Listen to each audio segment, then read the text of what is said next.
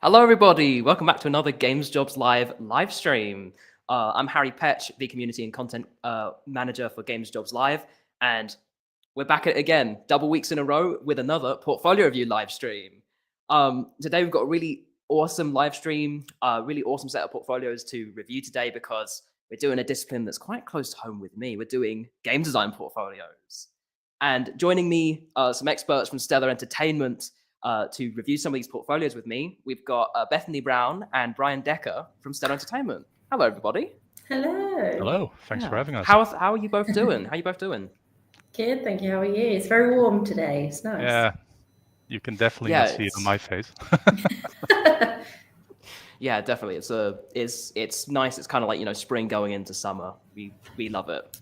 We've had lunch on the roof today and yesterday. Made the most of our roof terrace here in Guildford. Brian's joining us from the Netherlands, but we were sitting on the roof having lunch yesterday with ice creams, which was nice.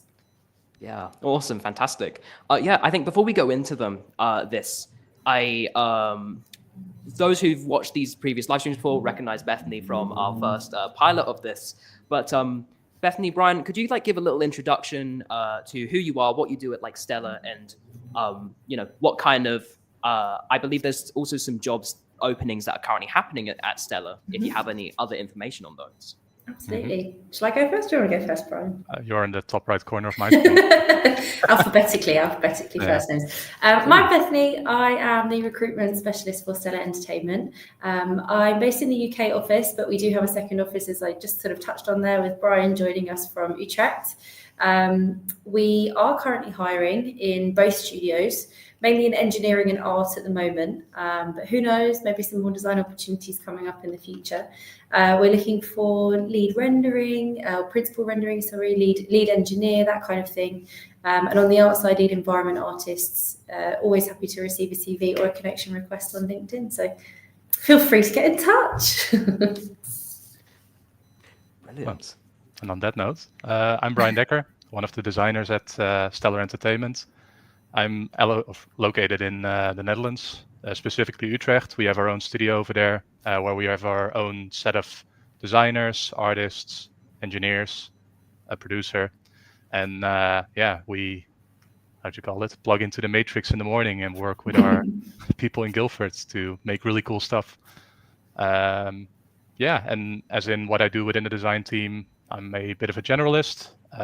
So I work on specific features with my own team, and I try to make sense out of things and try to make things fun. So happy to be here. Brilliant. Yeah, thank you so much, both of you, for being able to dedicate your time to this, because this is going to be a really useful resource for a lot of designers, and also for a lot of different disciplines. There tends to be a lot of similarities even between disciplines about portfolios. That I'm sure there's going to be something for everyone. Yeah. We've been allowed back. Always happy to have you back. Yeah, always happy to have you back. If you haven't seen the 3D art portfolios, even if you're not a 3D artist, the ones previously with Martin from Stellar Entertainment as well was absolutely fantastic. So do give those a good look as well. But one thing I wanted to ask you, Brian, just before we hop in, it was a good question that came up in last week's in our previous reviews sessions. Before we hop into things in general, do you have any immediate advice on some general good tips and good practice when it comes to making a good portfolio submission for designers? Yeah, I mean, we can get into the nitty and gritty of it once we're actually looking at the portfolios, but I think portfolios are kind of mirroring what that person has done. For example, if you have the portfolio of a student or a junior, you can quickly point out if this person only made stuff within the curriculum of their university, or that this person has been really proactive within indie development, or that he's really passionate about a specific thing like narrative or level design and did a lot of personal research. So I think especially towards that target audience, it's already good to see those things. And I think also to invest time into them when you're still in university. At least that would be something I would tell myself if I could go back in time. Not that I was lazy, but it's a pretty tough industry. So it's definitely worth investigating. Yeah, absolutely. All right. I think without further ado, let's hop straight into our first portfolio. Is going to bring them up on screen now. So we're starting off with Antoine, who is a game designer, XR developer, researcher. I brought up their portfolio. Brian, start off with what's your sort of first impressions of the portfolio? What's the first things that you'd go to and click on? So just as a I don't want to be a broken record. It's probably going to be mentioned more times today, but I think a homepage on a portfolio is really important from like a first time experience, because this is also the first thing we're going to see when we open up the website, and I think you can already guide that person towards information that you want to show off. So I think from a immediate pointer here is that there's a short introduction and also a specialty that's being mentioned. And there's also a goal, which I think is really good to immediately put on your homepage. It doesn't need to be more than that. I rather want to see the remaining things be like communicated through the projects that you've done and your skill set. So yeah, news and publications, if they have been directly worked on and you're really proud of them and they're relevant to the area of design that you're looking to link into, that's definitely also something you can add to the main page. And I also see that, can you scroll down a bit? Oh yeah, there it is. There's also accessible links towards LinkedIn and mail. I think that's always handy to have, that you can just click on them and they, in case if Bethany sees this, it makes her life easier to spy on you. I think one of the things that I noticed, I think this is Notion. Yeah, I haven't. Yeah, this is a Notion page actually. Yeah. It feels a bit bloggy from my side. It's an interesting choice. I don't think it's maybe the best way to do it, but I'm not sure if Notion has maybe how'd you call them, templates that actually make it, how'd you call it, less bloggy. And that it also gives you the areas to maybe highlight the projects that you're the most proud of, which we'll come on in a second. But I think the main page is definitely a good point for us to highlight 3 things, maybe most recent ones or the ones that you're most proud of, with a short introduction, description, what a few key achievements have been on this project. And then if I would find it interesting, I'm going to click on it, and you guided me towards the thing that you want to show off most. So that's immediate feedback from just looking at this homepage. So if you, because we don't have anything, we can click on games. Well, let's click the first game. Probably there with a reason. So there's a link that you can play it. That's good. Yeah, that's good. Yeah, that's actually quite interesting. If you, that's concept. That introduction text, what you just saw on the other page, that like a short description, what the game is, what I'm looking at, might also be handy to add to that page, because you get a short context, what the game is about before you go into the nitty-gritty details. Doesn't need to be long.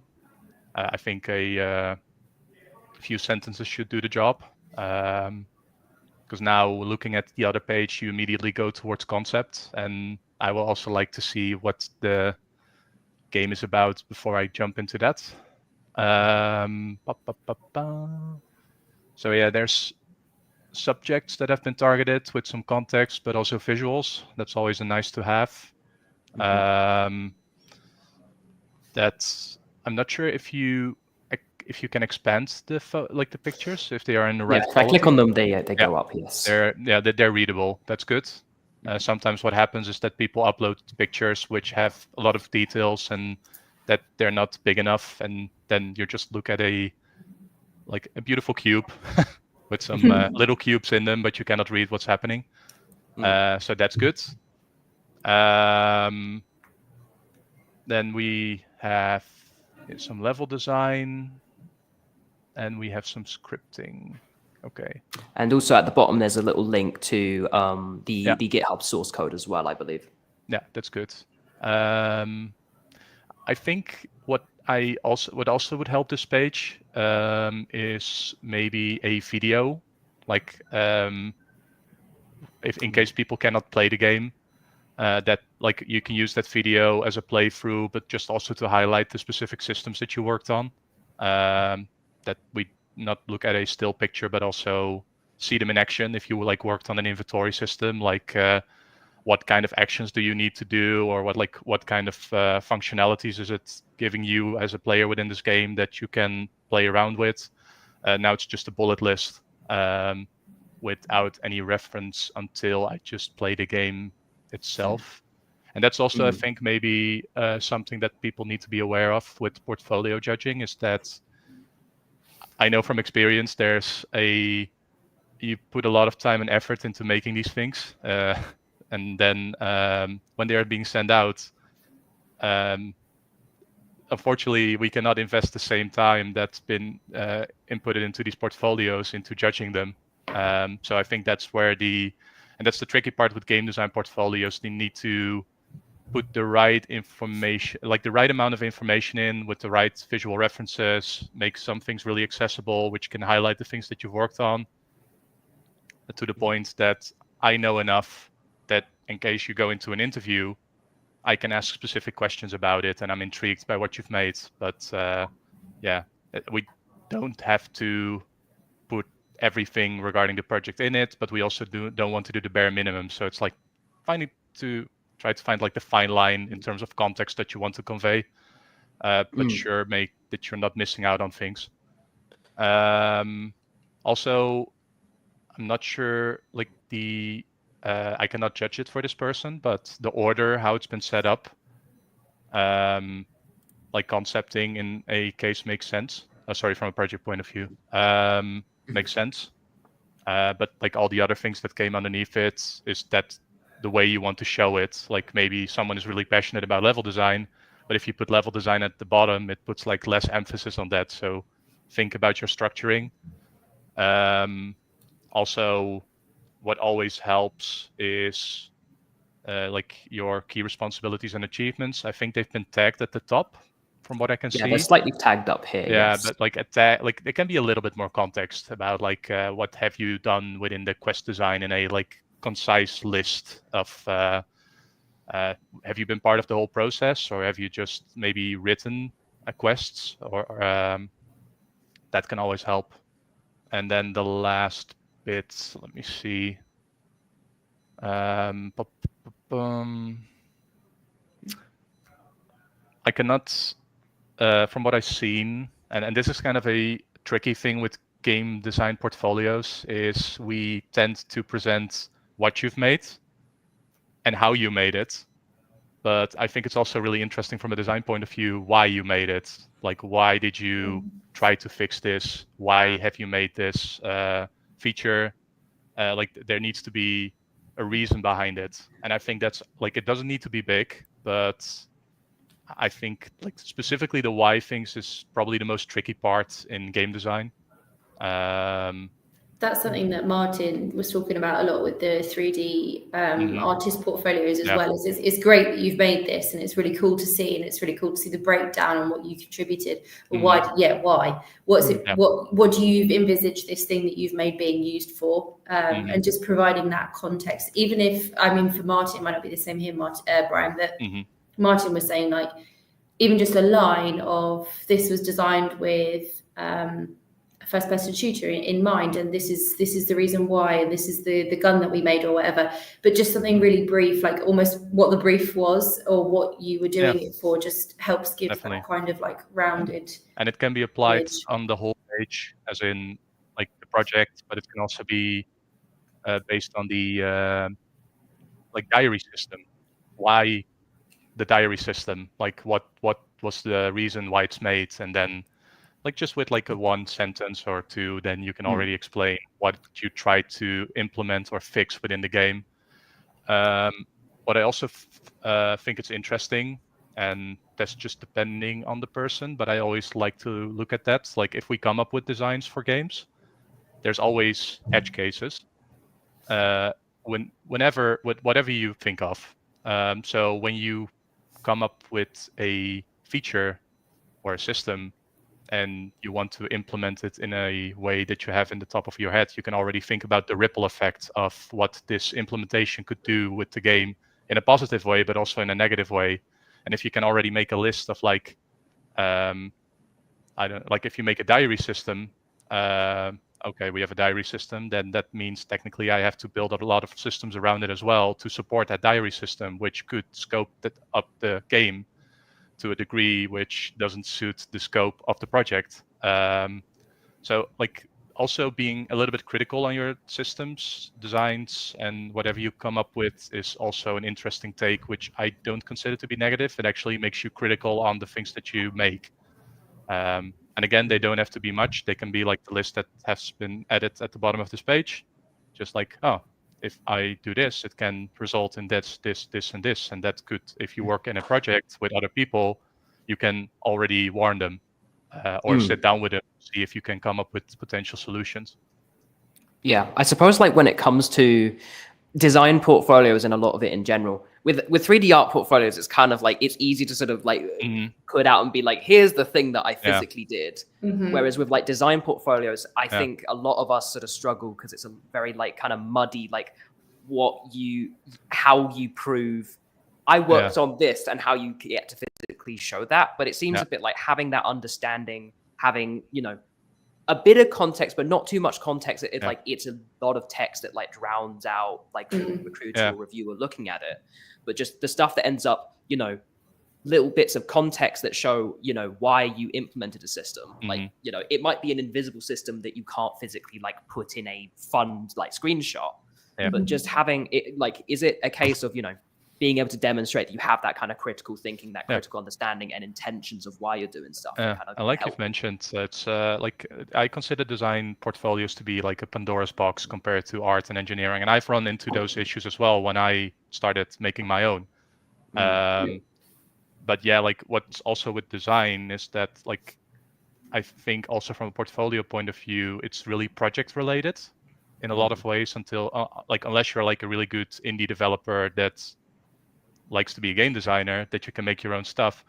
But game designers are kind of like pivots within the project, and they have to run around, you know, like they have to be everywhere.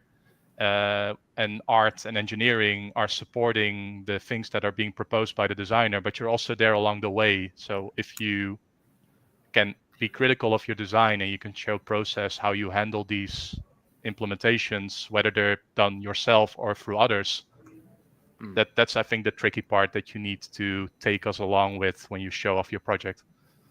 But yeah, it's again, like that's game design portfolios are hard to make. Yes. Yeah, they absolutely are. But I think maybe we should move over to the CV. I think that was a lot of great information immediately just from that, just like that first time user experience being like your best project, making sure that's like front and center. That way, that's the things that people are going to click on. That seems like again, another like UX design insight almost, because it can kind of demonstrate that stuff. But I think if we move on to their CV, Bethany, what are your thoughts on Antoine's CV? Yeah, absolutely. I've done a few like little notes before we came in, just had a look through these. First of all, things I really like, you've split out the sections. If I'm looking for education, I'm looking for experience, I'm looking for what tools you've used, I know where to find it. That's always super positive. And it's also really interesting that you've put location and where you're available to work from. That's just something that's really handy, because if I'm looking and I see that you're based in the US, but you're open to working in the UK, it immediately removes that like initial question that you need to ask before you can kind of move forward with the process. So that's really nice. You also had, this person also had their contact details. I know it's been sort of redacted, which makes a lot of sense. But that was good that they're at the top. I think I said this last time, but you would be amazed how many people don't put a phone number or an email address or any way of contacting them at all. And what you have to think, and I know this sounds really lazy, but like Brian was saying, you put a lot of work into your CV, and if you're looking through 100 a day, you want to be able to pick out the information really quickly that's really interesting. And I think it's just about making people, particularly with a lot of these design CVs, making people want to click your portfolio link. 9 times out of 10, the first thing I'm going to see is the CV rather than that. So really like that you mentioned the tools. I also really liked that under the experience, you put where you use the tools. Again, it's just providing that context of, well, I'm really comfortable with Miro, and that's because I used it on in this particular position, which I thought was really good. The only thing that I would say potentially for this is maybe some bullet points. Again, it's just that being able to pick out things really quickly from a concise bullet point. And you also had quite a nice opening statement on the portfolio about who you are and what you do and what your goal is. That should be on your CV, I think. An opening summary just to say, this is what I've done, this is what I'm skilled at, this is what I'm looking for, because it is very difficult, particularly if you're early in your career, the kind of, I'm not sure what the word is, but like the temptation is to add everything, all of the information you can to prove that you've got work experience in something.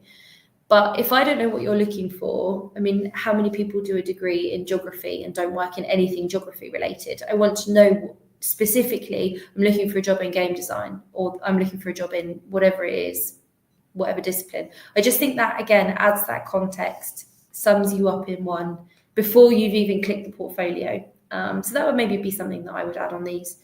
Again, it's quite a long CV with sort of 2 pages being pretty full there. Great listings at languages, that's always helpful. Again, education, you've linked everything as well, which is, again, very handy if I want to do any further digging. Always just very, it just saves me time. That's what you want. Yeah, that's what you really want. Because, and you've kept a lot of it quite concise, which I think is also quite good. Maybe, I mean, we have slightly different opinions, Brian and I, on like where things should be on a CV. I don't mind soft skills and tools being at the top, but I think it depends on how relevant they are. A lot of people, I think we said this last time, get into a bit of a habit of saying, I'm really punctual, or a great communicator. That's lovely. But maybe that kind of thing I would maybe not have at the top. But these are slightly different because they're soft skills, but they are related to game design. So I think it's a nice CV. I think you could probably refine it slightly to get it maybe down, not to 2 full pages. I want to know a bit more about you from the beginning. You're more than just your experience. I kind of want to know, well, you've got this experience, yeah, but what do you want to do with it? That would be that would be helpful, I think. Fascinating. Awesome. That's brilliant. Great. Yeah. Thank you, Antoine, for sending in your portfolio. I think let's move on as well to Sam's portfolio in design. Brian, I think take it away. Where should we go? Where should we start? This is the homepage, right? Yes, this is his homepage. Yes, that's good. I think what Bethany just touched upon with the resume, that I think it's the first sentence at the top. There's a status update, what you are doing right now, and what you maybe want to work towards to, which I think on a homepage is really feasible to do. There's links at the bottom, which are accessible in case somebody wants to click and download them. So that's good as well. I think in terms of the content of the About section, I think it can be a short statement, whereas like the remainder of the About page, you either put at the bottom of your homepage or like make a separate page out of it, because from out that statement, you quickly want to go towards the games, and the games speak for you. And now, just by scrolling upwards, you don't see any games yet. You want to be teased in a good way. You want to see like a picture already that you're like, oh, that got my eye. But now when you scroll at the bottom, which is a positive thing, there are games there are details. This is, I think, quite good. So I don't think I'm not sure what these games are. Like, I think from a picture point of view, they're kind of like a representation of your game, so keep that in mind when you add them. I like the text on the right, although I think they can be tailored a bit more by just like if you, for example, have responsibilities ... and you talk about something, like if you like color the responsibilities already or put it bold, it creates a little bit more structure. And now it's just almost like a wall of white text. So creating that structure within that little text that can, like, I can convey like or absorb the right information, making me decide if I want to click on it or not. Also, and this is kind of a thing what I know from my own portfolios, double test the scaling of the website, because I think now that you have it on a smaller screen, the text might overlap with the picture. And I know as well that when I did tests, you can put limits on them, and you can also make them applicable on the phone and on your tablet. There's like different layouts to them. I don't know if Bethany uses her like tablet to judge portfolios, but that can technically happen at a game studio, that somebody is going for a lunch and going watch on a tablet, and maybe the layout will not do it justice compared to how you watch it on your PC. I was also thinking a lot of like events that we go to where people bring their portfolios, it's quite often on a tablet as well. So whereas I probably wouldn't use it, it's when you're showing it to somebody, like holding it in your hand. We had that at a recent one where we were doing portfolio reviews. Yeah. But yeah, I think the content is, or the intent is good. This is just a improvement that I think most, whether this is an own made website or you use tools and it's being hosted by an organization, I think these are like things that you can look into. But just grabbing your, how'd you call it, browser and just like resizing it, you can already kind of like stress test it in case somebody uses a really small monitor, and then your information is all over the place. Yes. So yeah, definitely. That's good. Should we check out one of these games as well? Yeah, like Mind Slayer. Like that's the first game I see, so I want to see more.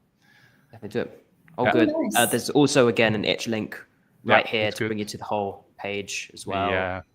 Nice. I love a good itch.io page. This is a very nice itch.io page. Yeah. So this is whoops, there you go. So just from a description point of view for the project, I really like this. This is like the right amount that you get somewhat like what this game is about.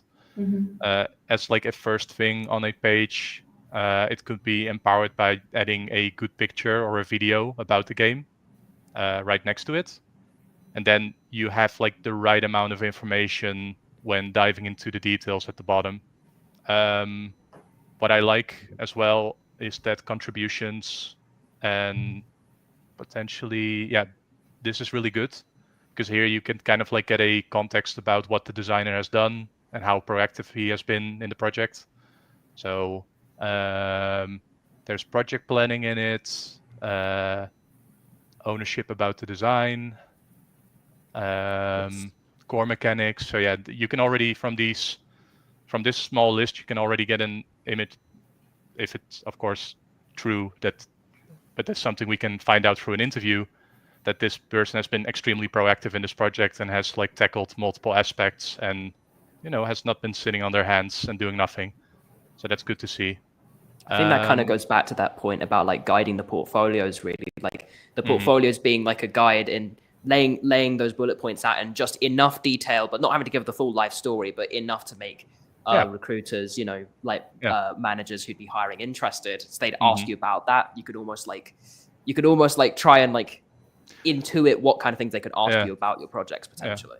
Like for example, if Bethany does the first screening about a job which has certain requirements for the job, and you don't have to hit them all. That's like, I know from own experience, you think you should hit them all, but if there's like really important ones, and those can almost be technically check marked by that list that you put at the top, then Bethany can really quickly come to the conclusion, hey, this is going to be passed down to the designer, and then the designer can look more into the details, and then an interview is being planned if it's a match.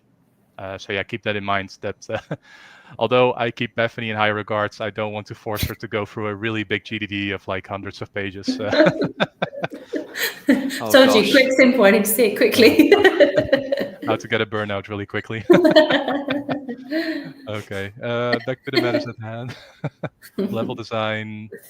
So yeah, again, this is, I think, can you expand this picture?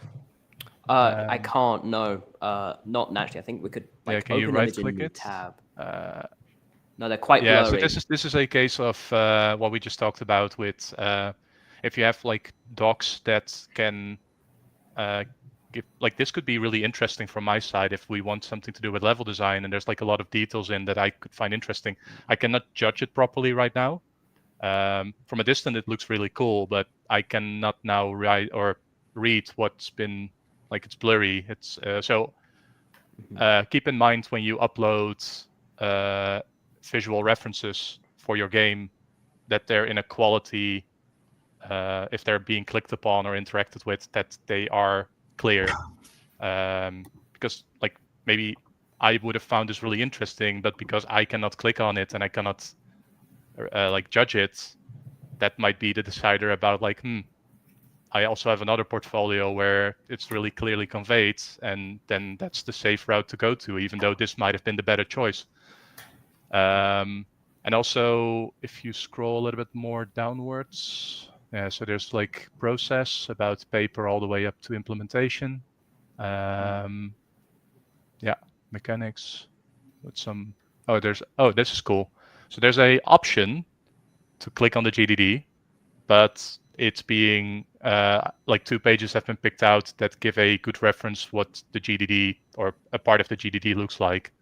So again, I think this is from a experience point of view really good, because I can, maybe I have time to go through the GDD, but these 2 pictures can already give me enough context about, is this person structured? Is he phrasing things the right way? Is he communicating the right things? So yeah, that's good. I think there's like GIFs beneath that as well. Team leads. Yeah, there's some planning going on here. It's really nice. I think it takes you, well, from a person that isn't involved in design, it takes you on that kind of journey with them. Yeah. Through the project. I think the only feedback that I have is depending on what the person wants to do in his career. This is again something about like structuring your portfolio. So like the top one, you go from concept to level design. Whereas I think maybe mechanics would have been the better option, or the team lead, before level design comes in. But maybe this person wants to promote himself as a level designer, and all the other things are like extras that have been done, but that has to focus. So yeah, keep that in mind, that if you want to be a level designer, this is good. But if you want to be more focusing on the general game design role, then maybe it's cool to start with the concepting, the team lead, the mechanics, and though like the mechanics are going to be applied within an environment, which is the level. So yeah, keep that in mind, how you structure and how you want to promote yourself as a designer. But I think suppose. Oh, sorry. Oh, no, I was going to kind of say, like, I suppose that's an interesting point, because when it comes to the field of game design, I mean, in terms of a lot of jobs, in terms of statistics-wise, it tends to be quite saturated in terms of amount of people wanting to get into that role versus the amount of jobs that are available in it. Yeah. So, like, do you think that being willing to, like, specialize yourself, not just a game designer, but being like, I'm like, a mechanics designer, or I specifically want to be a level designer, that kind of thing is more of the way to go, again, in that kind of theme of trying to like show what you're trying to get out of your design job?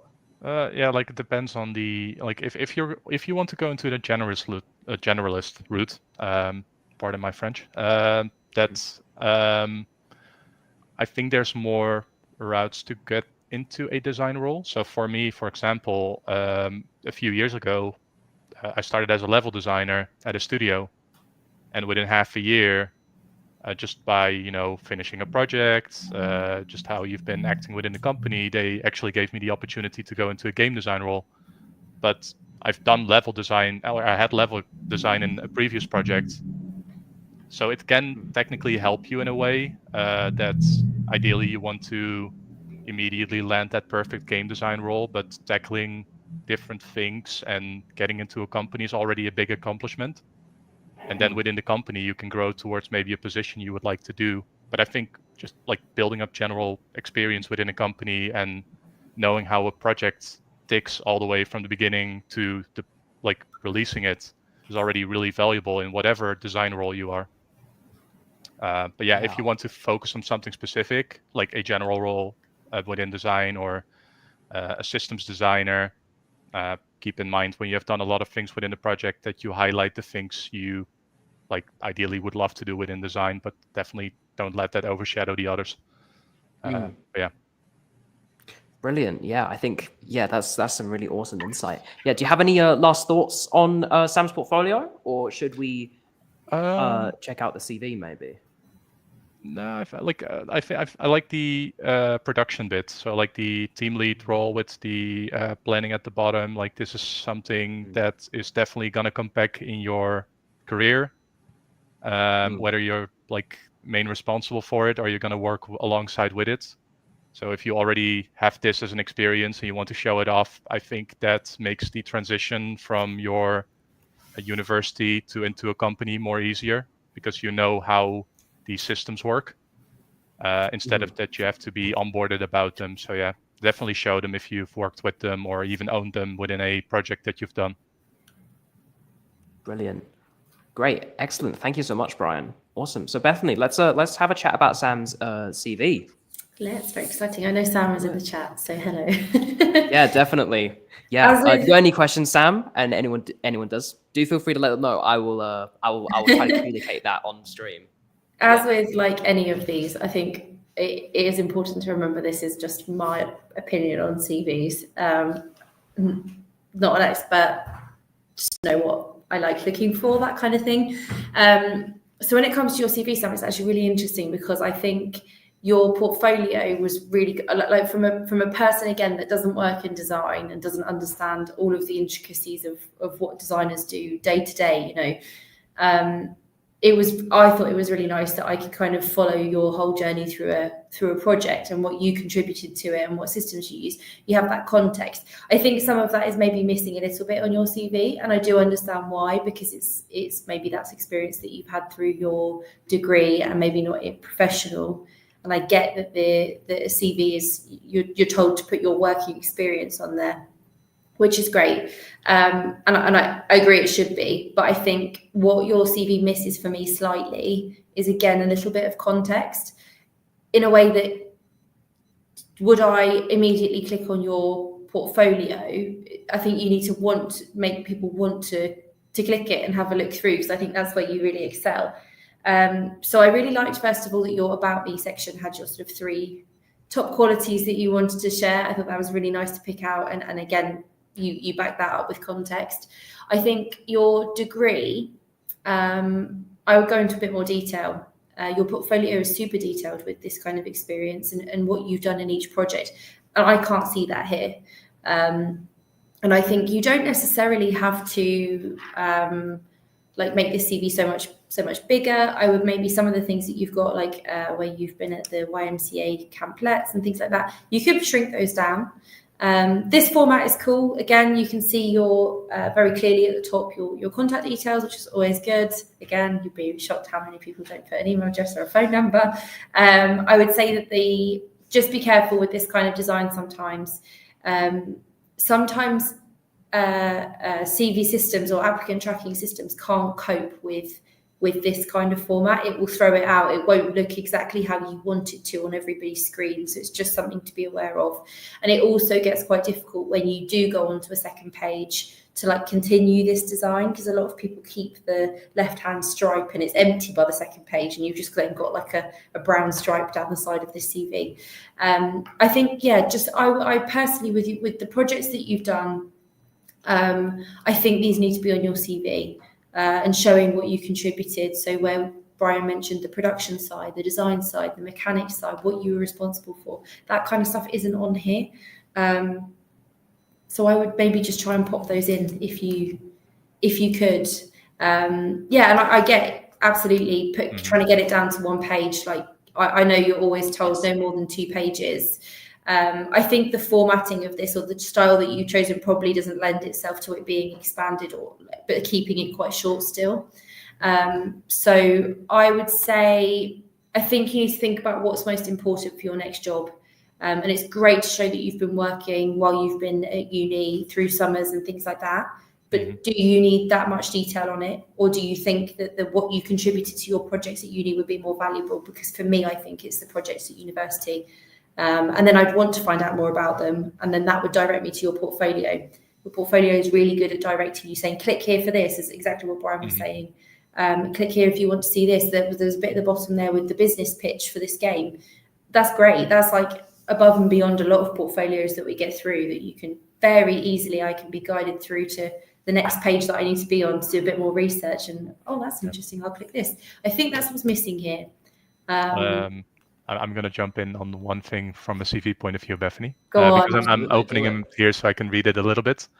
So one thing from my side is that I like graphic CVs, but they shouldn't get at the cost of the context. Yes, so I if agree. so if you get into the point where you can just not give the full picture because you went for a certain template, I would almost sacrifice the graphical template in order to bring in the right context. Would agree. Also, wholeheartedly. I think structuring from like a experience point of view, if you like bullet list them and keep like really short, concise texts about like what your key responsibilities and accomplishments have been within this, that's definitely good. From my point of view, also like there's definitely good stuff in it, but I would drop for example, this has been my most recent role and my most technical, or this has been far like my most physical and mentally challenging one. Although those things are definitely things you can talk about during an interview, I would not list that at the top of your experience when you have a job. It's just like, these are the stone cold facts that I've done here. Then Bethany can check the marks about like, hey, this person has certain qualities. And then we can, during an interview, talk about the physical demand of a job when we get on that subject. And I think what I want to say there, because I don't want this to sound like, I don't want to sound really negative. It's a good CV. Like it genuinely is. And if a lot of people have 2 CVs. So if you're applying for roles in games and outside of games, I would say outside of games, this makes a lot of sense. I just think for what people are looking for in if you're applying for an associate designer position, it doesn't tell me a lot on there that your portfolio does. So I think, it's not, I don't want it to sound like, oh, this is not good. It is a good CV. It is nicely laid out. It is clear to find the systems you use, your interested. That's all great. I just think exactly what Brian said. I think the template means that you sacrifice a bit of depth and some information. It's just about making it applicable to what you want to apply for. And giving that kind of, I have actually worked on game projects. I can't tell that from here. So I think that I hope that makes sense. And again, if you have questions after this, you can get in touch. That's not a problem, because I know we're limited on time. But just to kind of that would be my advice.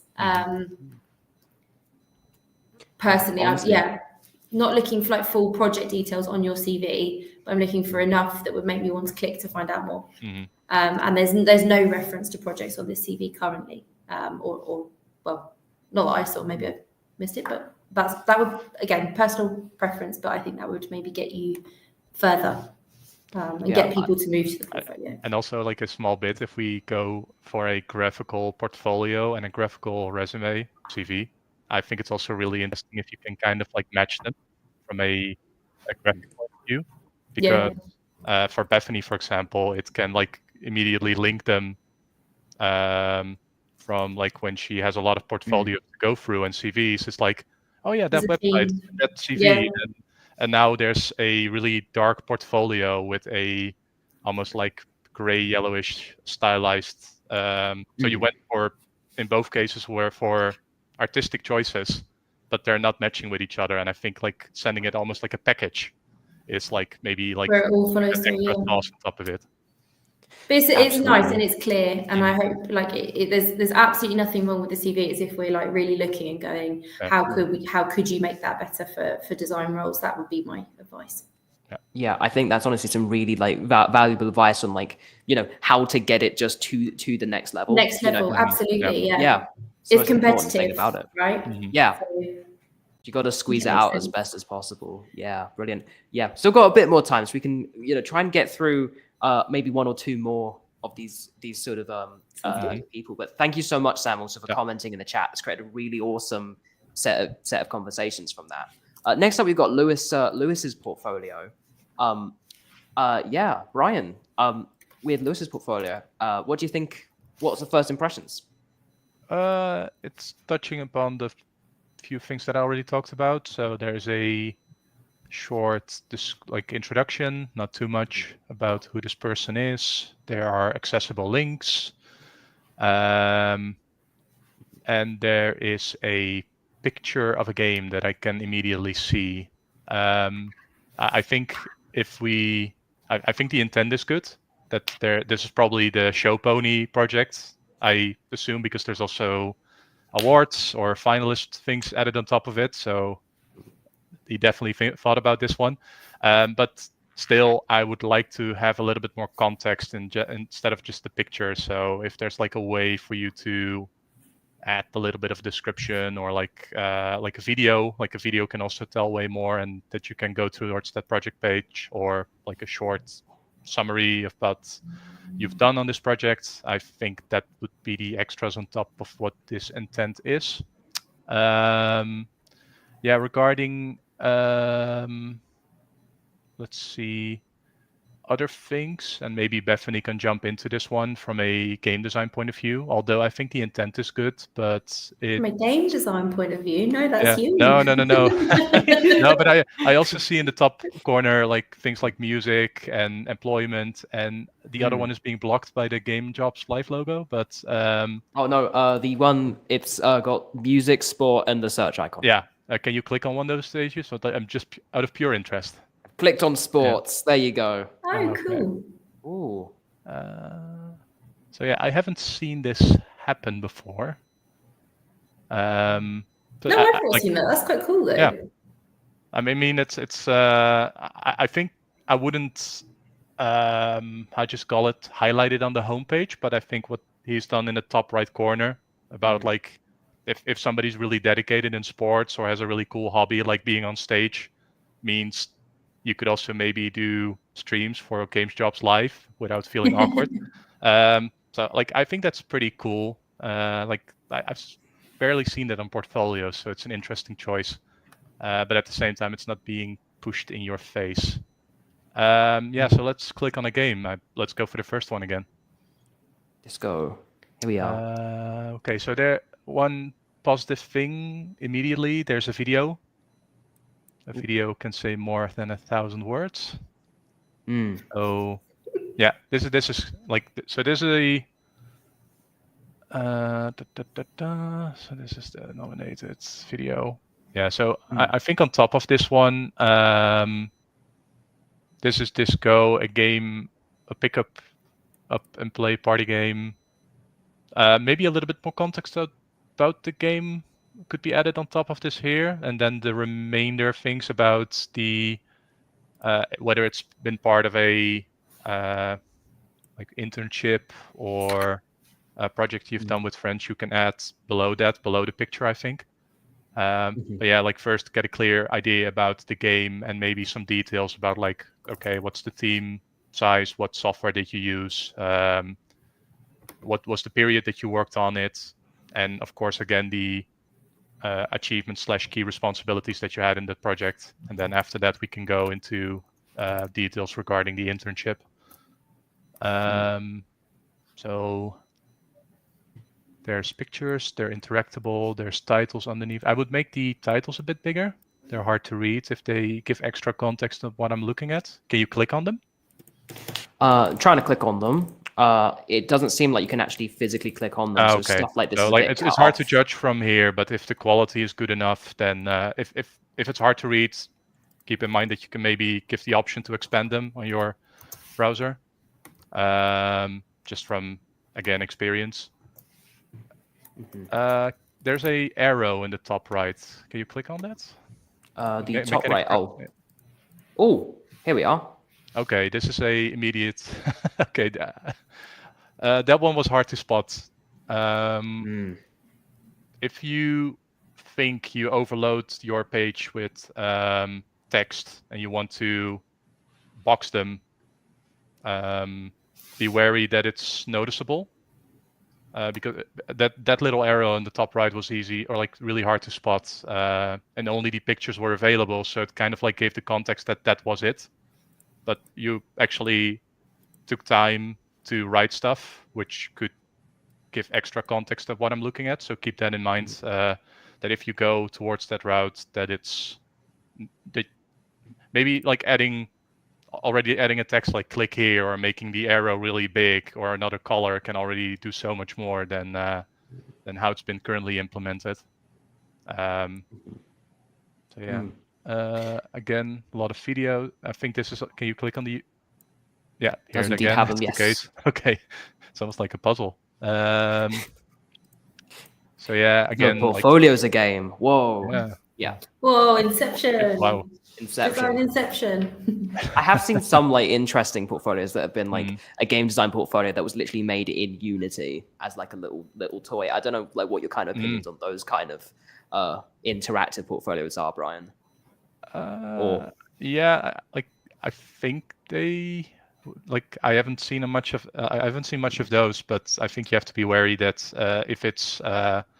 if you need certain things in order to make it run through a browser, or that somebody has to download it, it might be something that they're not going to do.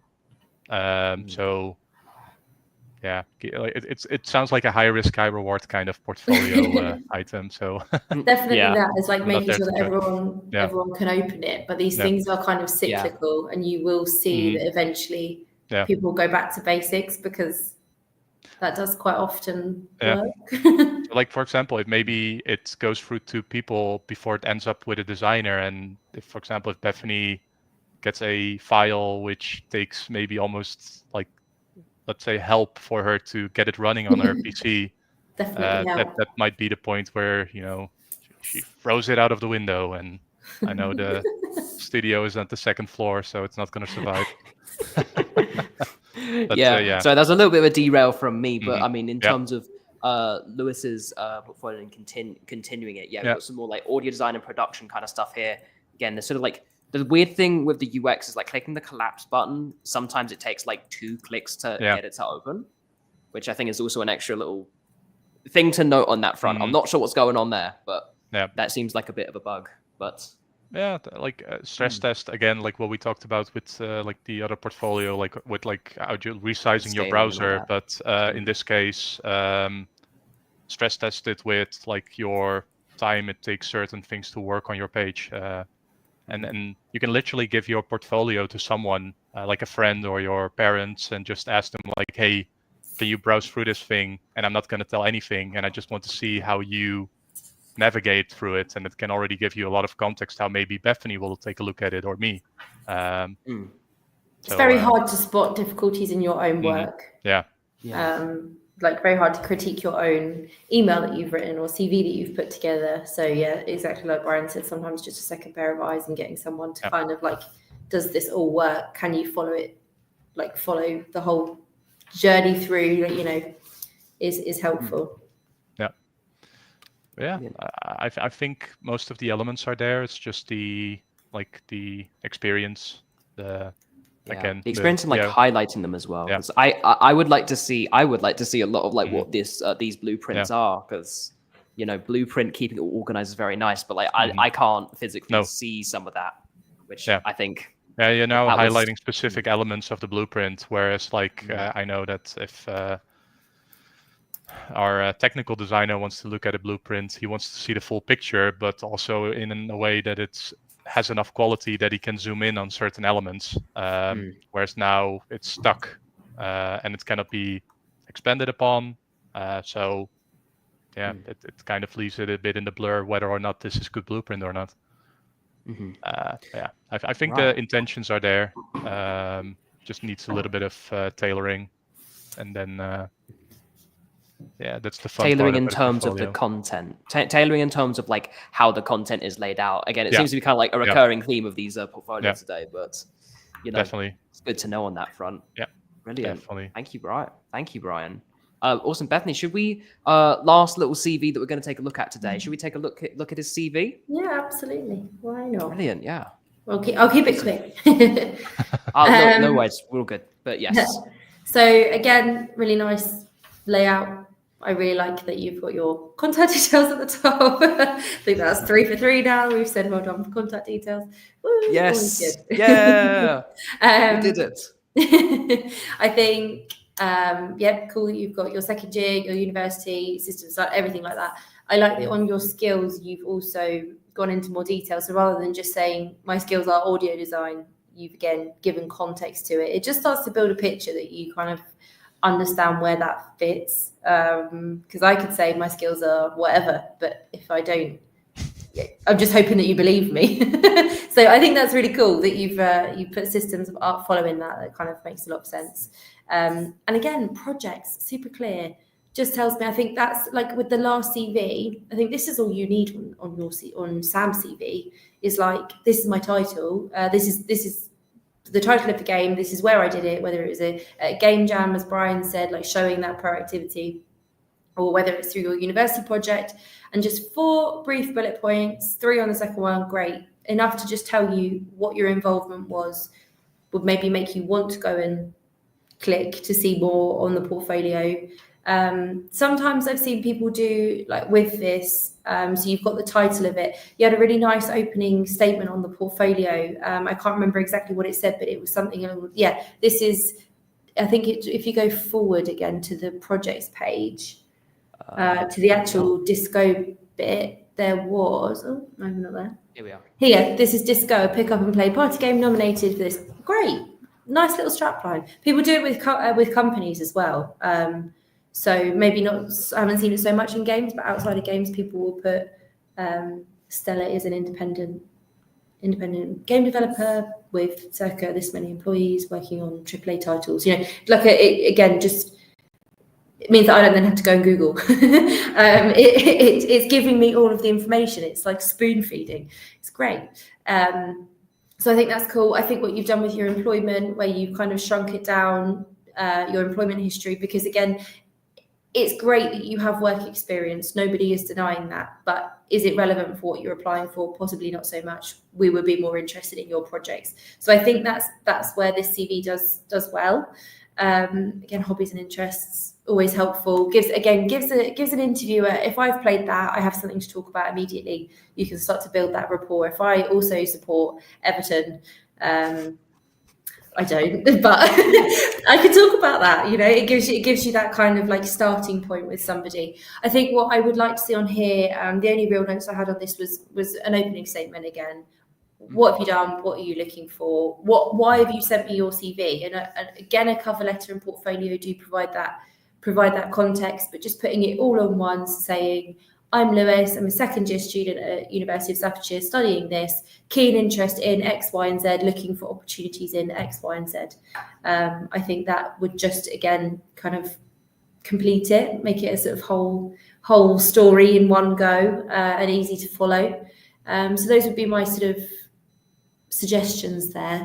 But I liked the individual headings, and I think you're absolutely right to have sort of emphasized the bits you have and shrunk the bits you have as well, just because of what is, again, relevant for what you're applying for, industry wise as well. And if you were applying for another position in retail or in administration, for example, I'd say shrink your projects and expand on your employment and what you've done there. But I think as this is a game design CV, I can tell it is. I just think that little bit of extra at the top, just to say, this is who I am, this is what I'm looking for, just kind of introduces me to you. But I can build a picture of this person from their CV. I think it feels like, sorry, carry on. I think one thing which can score like extra points is that if you have a template and you have like dedicated sections that you can maybe alter depending on the job that you're applying to, it makes things a little bit more personal.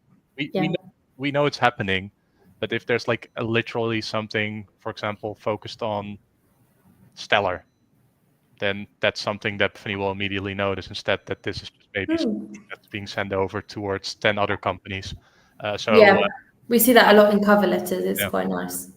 Yeah. So try reference to add projects. that personal touch in cover letters, maybe like the career objective as well. We had some really good ones that if they were designers that were focused on a specific area, I've seen some recently that they've come through, and in their cover letters, not necessarily on their CVs, but they've written, I'm really interested in this and I really like this on your game that I've played. I really liked how this interacted with that kind of thing. And it just kind of gives you that, that feels really personal. That feels like you really want to work with us because you really like something, you've really enjoyed something that our team's been part of creating. So I think that you're right, Brian, like tailoring it in that way is nice. Don't forget to change it, because you don't want to send that over to I have had that before. Or we had a couple recently where it was definitely ChatGPT, because it said at the bottom, this is a cover letter based on this. Tell me if you'd like me to. No. Or it gives you obviously like a template, and it will say, I'm super interested in the role with, and then it says insert company name or XXX. Like we've had that before too. double check everything you send out. Let someone else read it for you. But it was just the fact that the prompt was on the bottom really made me laugh, because I was like, it's not even like wrong company name and you've just gone, I've attached the wrong thing. I'm like, you must have sent that to everyone, where it says, let me know if you'd like to make it friendlier, more professional, all that. Oh my gosh. I was gonna the only thing I was gonna comment to say at the end of this, thank you so much, Bethany and Ryan. That was some really awesome insight, especially like just seeing on the CVs how different they are. Like I think what you're saying in there, Bethany, in terms of like adding the little like introduction-y bit, like Lewis's CV is the one rare example where he has enough space to put it in. Like there's some empty space at the bottom, so you can shift it down. That never happens. Yes, I know. I'm not telling you to go to second, but keep it as one. I think it's really. I think the CV is really simple. It's really to the point. And again, when you're looking at that many, and it is really hard when you're trying to give that context to a CV that you don't have experience in that industry, like professional paid work experience, not paid, but professional work experience. I think it just starts to build that picture of, I understand why, I understand my experience, but why it's relevant to you. That is what kind of edges CVs a lot of the time, is just that they're able to go, I understand, or like in an interview, I understand why you're asking me that question. It just makes sense, like it's logical. So I think this is a great example of just a simple CV, hasn't got all fancy bells, whistles, for pictures of systems or companies or whatever. All the lawyers are lovely. The key information I need is there, and that's all I'm really looking for at the end of the day. Fantastic. Brilliant. Well, I think with that, we're sort of we're at time today. And I know both of you are going to be are both extremely busy. So thank you so much for dedicating your time today for just reviewing these, because that's some fantastic advice here. I think some overall things to sort of take away. It seems like the recurring theme is a lot about curating the first page experience on your portfolio page, trying to make sure that CVs that they match, and that the styling that you're using does not go against the amount of content you're able to fit in, that kind of stuff. Are there any other general, in a nutshell, to recap, if someone's just skipped right to the end and they want a quick summary of one or two other things to note about based on the portfolios we've seen today? I think you've nailed it with just grab attention quickly, whether it's an opening statement on a CV, whether it's the first bit that you see on a landing page on someone's portfolio, just what is most important to get across to the person looking at it and reading it. And as a final one for me, but then as a whole, I think people that chase the game design or just anything in games in general do it from a passion. So I think passion should not be limited to what you are going to study in university. Make the 4 or 5 years that you're busy on it the best that you have, and it will definitely increase the chances once you want to land a job at your company that you're striving for. So make the best out of it. And then your portfolio in this case will be your business cards towards us. And Yeah. And I guess just keep working on game jams as well, even like, as you're on the job game jams search. are extremely relevant because like I can remember like when I did game jams back in the day, there's like also limits, and it's really interesting to work within these limitations and come up with really cool design things. And those game jams are global, therefore they're easily to spot, that everyone else had to work within those boundaries, whether it's software related or that you have to make a game within a specific subject or a specific theme. It also creates the environment where you have to come in like really come up with fast solutions on the spot within those boundaries, which is technically also happening within a company. When a request comes in from the client and he wants to respond within like an hour, yeah, good luck. But I think those game jams like definitely help, and all other things, whatever you want to strive for. Yeah, and if you're looking for a game jam potentially to join at the end of this month, because we're now in May, end of this month, very conveniently, we are in fact also doing a game jam right at the end of this month. It's a 10-day long game. Thank you so much, Brian. We are like absolutely doing the teaming up on it. Yeah, at the end of this month, we are running a parade, the Game Parade game jam. Yeah. So if you're looking to create a like a good portfolio piece, like it's a 10-day long game jam. So like you can really choose within that the time slot where you really want to work on something and create something super specific that fits your portfolio or that kind of thing. Maybe like shores up a skill which you might not like think that you have on your portfolio yet. There's more details in that link below. There'll still be more as the next few weeks go on. It starts on the 22nd of May. And I'd love to see you all, taking part in it, because we'll have some industry judges giving little bits of feedback on some of these projects. So yeah, absolutely. But yeah, brilliant. Thanks for having us. I mean, yeah, absolutely. If anyone wants to check out Stella's website, I don't have the link immediately on hand. Bethany, what is the link for Stella's stuff? StellaEntertainment.software. There you go, StellaEntertainment.software. A link if you want in the chat. Yes, please. Do pop it in the chat real quick and I'll pop it up on the screen. Wait, let me do it. There we go. Perfect. Thank you very much. Yeah, so StellaEntertainment.software if you want that kind of stuff. Here we are. There we go. Yeah, thank you very much, everybody, for watching these live streams. If you want to take part in portfolio reviews in the future for any discipline, do shoot them down in the comments section, not the comments section. So in the description, there is a link where you can submit them. And yeah, the more like variety we have, the more different experts we can have on to be able to come review these. So do definitely go ahead and like do that. Thank you everyone so much for watching. And thank you everyone who also submitted portfolios, because it's really fantastic to have. But yeah, Brian, Bethany, thank you so much for joining us today. Thank you for having us. And yeah, see you all next week, everybody. Goodbye.